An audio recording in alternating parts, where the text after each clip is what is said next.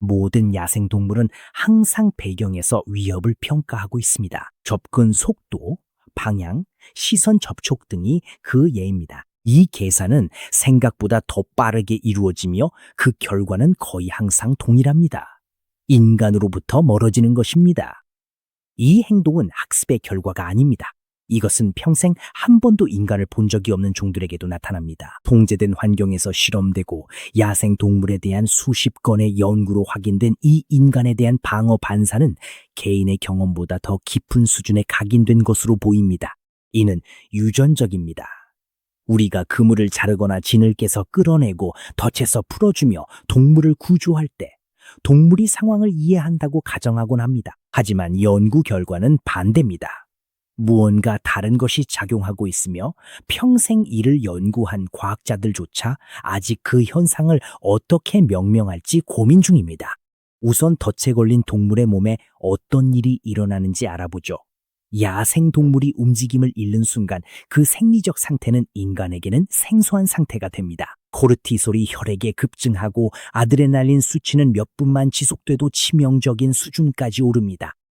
심장 박동수는 2배로 뛰고 다시 한번 2배로 증가합니다. European Journal of Wildlife Research에 발표된 한 연구에 따르면 울타리에 걸린 유제류 동물들은 총상보다 더 높은 코르티솔 농도를 보였습니다. 몸은 모든 비상에너지를 소진하며 모든 비상 시스템이 동시에 작동합니다. 동물들은 이런 순간에 그 종이 존재하기 훨씬 전부터 해왔던 대로 죽음을 기다리거나 완전히 지칠 때까지 싸우는 것 외에는 할 수 있는 일이 없습니다.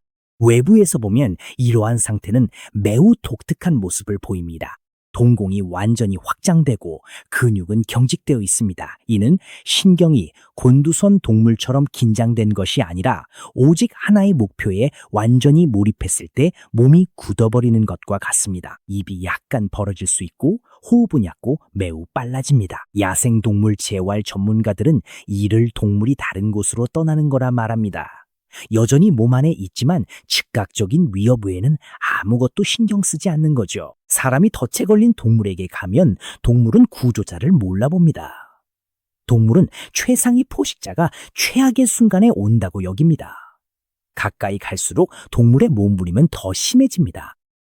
동물의 경보 시스템은 가까이 오는 것을 사냥의 마지막 단계로 해석합니다. 동물은 자신의 역사에서 배운 유일한 반응에 마지막 힘을 쏟아붓습니다. 그리고 때때로 이런 만남에서 무언가가 바뀝니다. 동물은 탈진해서가 아니라 그보다 더 의도적으로 몸을 굳힙니다. 이 변화는 실제로 일어날 때 눈에 띕니다. 현장에서 연구하는 연구자들과 야생동물 보호사들은 이 변화를 아주 구체적으로 묘사합니다. 굳고 잠겨있던 몸이 거의 알아차릴 수 없을 정도로 이완됩니다. 광란의 움직임이 멈추고 동물은 반대편이 아닌 인간을 향합니다. 그 자세로 가만히 응시합니다. 2005년 12월 샌프란시스코 인근 29km 해상에서 개잡이 어부가 밧줄에 얽힌 암컷 혹등고래를 발견했습니다. 밧줄은 고래의 입과 지느러미에 엉켜 있었습니다. 40kg의 12개가 매달린 채 고래를 바닥으로 끌어내렸고 고래는 숨을 쉬기 위해 수면 위에서 필사적으로 버텼습니다. 몇 시간 만에 구조팀이 도착했습니다. 잠수부넷이 곡선 칼을 들고 입수했습니다. 고래 꼬리가 한 번만 움직여도 치명적임을 그들은 알았습니다. 잠수부들이 입수하자 고래는 움직임을 멈췄습니다. 1시간 넘게 고래는 수면에 머물며 잠수부들이 주변에서 작업하는 걸 지켜봤습니다. 여러 차례 고래는 스스로 자세를 바꾸며 몸을 돌리고 지느러미를 뻗거나 각도를 조정했습니다. 잠수부들이 자르고 있던 밧줄에 더 잘 접근할 수 있도록 길이 15m에 무게 50톤에 달하는 동물은 낯선 사람들이 칼을 들고 자신의 몸 위에서 분주히 움직이는 동안 가만히 있기로 선택했습니다. 연구자들이 선호하는 설명은 위협 패턴의 인식에 근거합니다. 공격하는 포식자는 빠르게 움직이며 공격적으로 목표를 향해 직선으로 돌진합니다. 이러한 정확한 움직임 패턴을 포획된 야생동물의 경보 시스템은 수백만 년에 걸친 진화 끝에 감지하도록 최적화되어 왔습니다. 하지만 도움을 주려는 인간은 이와는 다른 방식으로 움직입니다. 천천히 그리고 갑작스러운 동작 없이 동물을 직접 만지기보다는 덫을 만지며 기존에 알려진 위협의 레퍼토리에 해당하는 소리조차 거의 내지 않습니다. 뇌는 위험 신호의 전체 라이브러리를 훑어보지만 아무것도 찾지 못합니다. 인식할 수 있는 패턴이 없으니 위기 반응이 멈춥니다. 동물은 기다립니다. 옐로스톤 공원에서 한 연구팀이 덫에 걸린 늑대를 발견했습니다. 늑대는 다가올 때마다 앞으로 달려들며 이빨을 드러내고 덥석거렸습니다. 생물학이 예측한 그대로였습니다. 한 연구원이 움직임을 멈추고 동물과 눈을 마주친 채 시선을 떼지 않았습니다. 포식자와 먹잇감 사이의 눈맞춤은 포유류 간의 소통에서 특별한 의미를 가집니다. 죽이려는 포식자는 보통 시선을 고정하고 안정적으로 바라보지 않습니다. 그는 먹잇감의 움직임을 살피고 몸을 관찰하며 계산합니다. 공격성이나 움직임이 동반되지 않은 직접적이고 오래 지속되는 시선은 표준적인 포식자 위험 모델에서 벗어난 신호입니다. 일부 연구자들의 경우에는 이것이 단순한 사냥 자세라기보다는 일종의 복잡한 사회적 교류의 한 형태라고 해석될 수 있다고 보고 있습니다. 이미 포식자에 해당하는 특정한 패턴을 찾고 있던 동물의 본능적인 경보 시스템은 도저히 분류할 수 없도록 설계되어 있는 무언가와 갑작스럽게 마주치게 됩니다. 그렇게 몇 분이라는 시간이 지나자 늑대는 더 이상 앞으로 달려들지 않게 되었습니다. 늑대는 앉았습니다. 늑대는 시선을 계속 마주쳤습니다. 팀이 덫을 다루기 시작했을 때 늑대는 그들의 손을 바라보고 있었습니다. 덫이 열렸을 때 늑대는 잠시 움직이지 않고 있다가 연구자를 똑바로 바라본 뒤 나무들 속으로 사라졌습니다. 현장 연구자들은 이 현상을 위협에 대한 반응의 일시적 중단으로 설명하지만 그 이상으로 의미를 부여하지는 않습니다. 경보 시스템이 꺼지는 것은 아닙니다. 그저 고정점이 사라질 뿐입니다.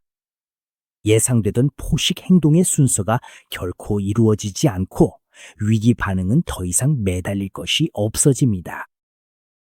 더욱 어려운 질문은 덫이 완전히 열린 후에 과연 어떠한 일들이 벌어지게 되는가 하는 점이라고 할 수 있습니다. 페루 제도 앞바다에서 혹등고래를 감고 있었던 마지막 밧줄이 잘려나갔을 때 고래는 잠수부들 주위를 아주 넓게 원을 그리며 천천히 헤엄을 치기 시작했으며 그 후 각 잠수부에게 한 명씩 차례대로 다가와 자신의 턱 끝으로 한 명씩 부드럽게 스치듯이 조심스럽게 어루만진 뒤에 다음 사람에게로 천천히 이동했습니다. 잠수부 중 한 명인 제임스 모스키토는 샌프란시스코 크로니클 인터뷰서 그 경험이 마치 고래가 감사를 표하는 것처럼 느꼈다고 전해 과학자들은 이 단어를 신중히 쓴다. 혹등고래는 특정 조건에서 잠수부와 교감하지만 극심한 생리적 스트레스 후 나타나는 행동은 엄밀히 해석이 어렵다. 그럼에도 불구하고 혹등고래는 방추형 뉴런을 가지고 있다. 이러한 특수화된 뇌세포는 인간 대형 유인원 코끼리에게서도 발견되며 공감 능력과 빠른 사회적 의사결정과 관련이 있다. 오랫동안 이 세포들은 영장류에게만 존재한다고 여겨져 왔다. 고래는 이러한 순간에 필요했을 법한 유형의 처리를 할 수 있는 신경학적 구조를 갖추고 있다. 그녀가 그날 오후 샌프란시스코 앞바다에서 그것을 실제로 사용했는지는 데이터만으로는 알 수 없다. 케냐에서 진흙탕에 빠졌다가 구조된 아기 코끼리들이 자신을 구해준 사람들과 신체 접촉을 하는 모습이 기록된 바 있다. 코로 손을 만지거나 코로 팔을 만진 뒤에 멀어져 갔다. 이러한 코를 통한 접촉은 의미가 있다. 코끼리의 코는 아주 중요한 감각기관입니다. 코에는 4만 개가 넘는 수많은 개별 근육이 들어있으며 신경말단의 밀도는 인간의 손끝과 매우 흡사합니다. 코끼리가 일부러 코를 뻗어 무언가를 만질 때 그것은 단순한 행동이 아니라 세밀하게 정보를 파악하는 일종의 조사 과정입니다. 코끼리 구조 현장에서 일하는 연구자들은 코끼리들이 때때로 이러한 접촉을 몇 초 동안 유지하는 것을 관찰했다. 코는 구조자의 팔이나 손에 기대었다가 다시 떨어진다. 이 접촉은 느리고 반사적인 접촉과는 뚜렷이 구별될 만큼 의도적으로 보인다. 코끼리들은 죽은 동료를 애도하고 거울 속 자신을 알아보며 수십 년에 걸친 사회적 기억을 간직한다. 그들은 사라진 동료의 뼈를 찾아가 코로 만지는 모습이 관찰되었으며 때로는 수년 전에 죽은 가족의 유해를 만지기도 한다. 해를 끼치는 인간과 그 해를 멈추는 인간을 구별할 수 있는 인지 능력이 코끼리에게 부족한 것은 아니다. 일부 연구자들은 더 나아간다. 그들은 구조된 코끼리들이 자신을 풀어준 인간 곁에 단순히 위협에 대한 반응이 멈추는 것보다 훨씬 더 오랜 시간 머물러 있는 놀라운 모습들이 관찰되었다고 상세히 설명하며 강조하고 있습니다. 이미 위협이 완전히 사라진 뒤였음에도 말이죠. 동물은 자유롭다.